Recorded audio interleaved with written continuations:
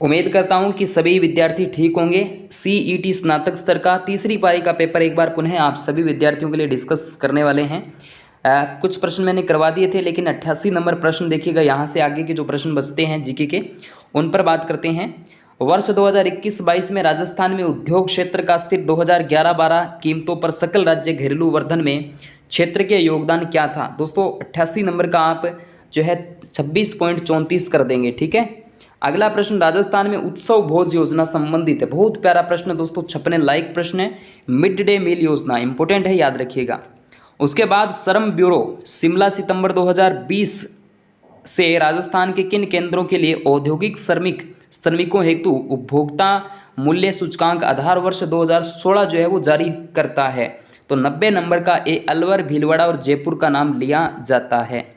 अगला प्रश्न अंतर्राष्ट्रीय महिला दिवस 2022 पर नारी शक्ति पुरस्कार से निम्नलिखित में से किसे सम्मानित किया गया। तो 91 नंबर का यानी बतुल बेगम को सम्मानित किया जाता है। बहुत ही अच्छा प्रश्न है ये वाला। तो उसके बाद पद्मश्री 2022 के अधोलिखित प्राप्तकर्ताओं में कौन सा राजस्थान से संबंधित नहीं है। ऐसे प्रश्न जो है करंट अफेयर के आपसे आने वाले सीईटी एग्जाम के अंदर आपसे पूछे जाएंगे। तो चंद्र प्रकाश द्विवेदी का नाम लिया जाता है। वर्ष 23 का GS20 जो शिखर सम्मेलन हुआ था किस देश में प्रस्तावित है मेरे लाडले विद्यार्थियों, ये आपके आ जाता है, भारत के अंदर होता है। उसके बाद 2022 में त्रिपुरा के नए मुख्यमंत्री जो है वो नियुक्त किए गए थे दोस्तों। तो ये माणिक शाह का नाम लिया जाता है, इम्पोर्टेंट है। जनवरी 2022 को केंद्र सरकार की पीएम वाणी योजना का शुभारंभ राजस्थान के किस जिले से किया गया था। तो ये भी एक अच्छा प्रश्न है दोस्तों। यहाँ से इस तरीके के करंट अफेयर राजस्थान में प्रतापगढ़ का नाम लिया जाएगा।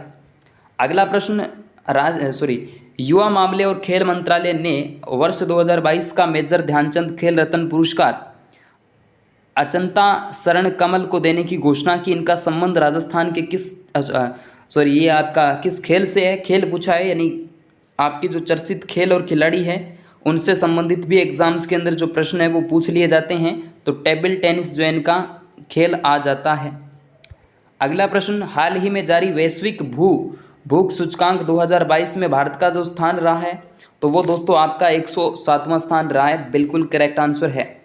सिंधु सभ्यता के किस स्थल को जुलाई 2022 में यूनेस्को ने विश्व विरासत सूची में शामिल किया था। 98 नंबर का बालाथल, कालीबंगा, धोलीवीरा और मोहनजोदड़ो।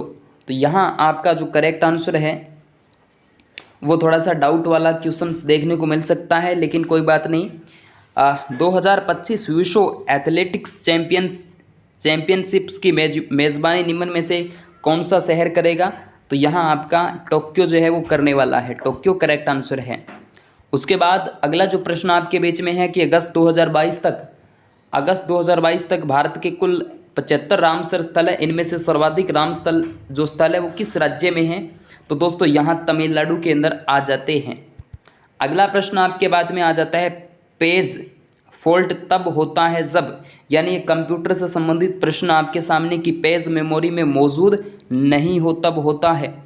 अगला प्रश्न निम्न में से कौन सा कथन असत्य आपसे पूछा है दोस्त। असत्य यानी डिजिटाइजर एक आउटपुट युक्ति है, ऐसा नहीं है, ठीक है। उसके बाद डॉक्यूमेंट में एक स्थान से दूसरे स्थान में जाने के लिए MS वर्ड 2019 की कुंजियों के संदर्भ में निम्न में से कथन जो है उन पर विचार करना है। और कथन की जब भी मैं बात करूंगा दोस्तों तो उपयुक्त कथन की बात करते हैं दोस्तों। 103 नंबर का आपके सामने जो आंसर आएगा, पहले ऑप्शन को पढ़ लेते हैं। एंड दबाने पर आप डॉक्यूमेंट के अंत तक पहुंच दिए जाते हैं, बिल्कुल ये बात तो एकदम सत्य है।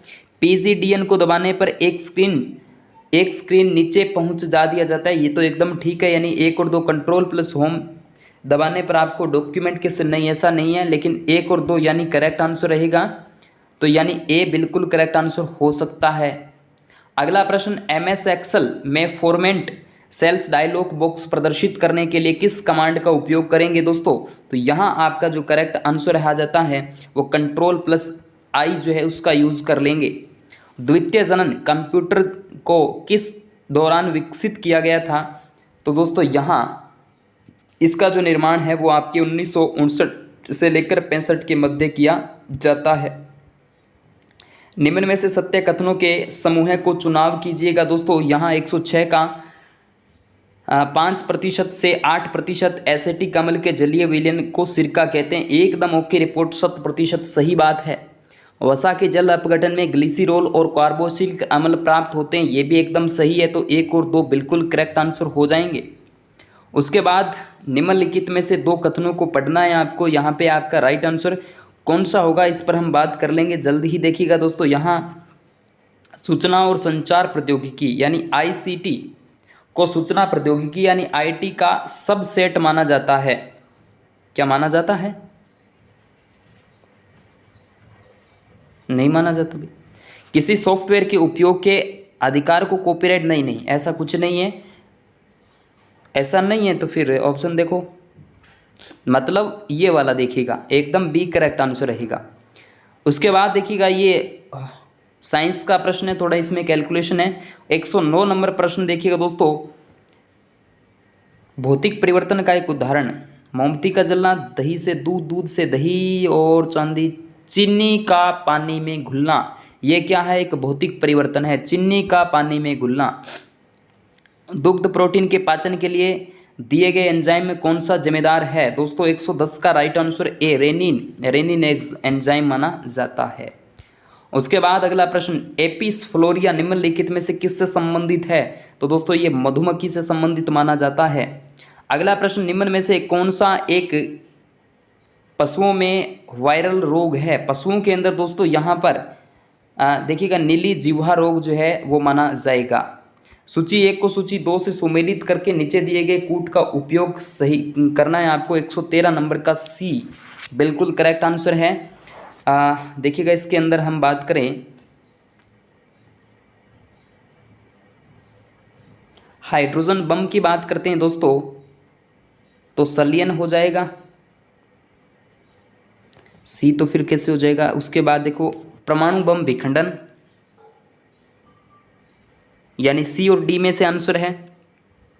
बंधन पट्टी की बात करते हैं दोस्तों, तो द्रव्य क्षति बिल्कुल यानी सी बिल्कुल करेक्ट आंसर है। आप देख सकते हो, ये तो मुझे पता ही था, इसमें दोनों में डाउट है, तो सी बिल्कुल आपका करेक्ट है। ठीक है, सी की बात करते हैं तो ए का दूसरा, बी का फर्स्ट, सी का चौथा और डी का तीसरा हो जाएगा। ठीक है, परमाणु भट्टी क्रांतिक द्रव्यमान।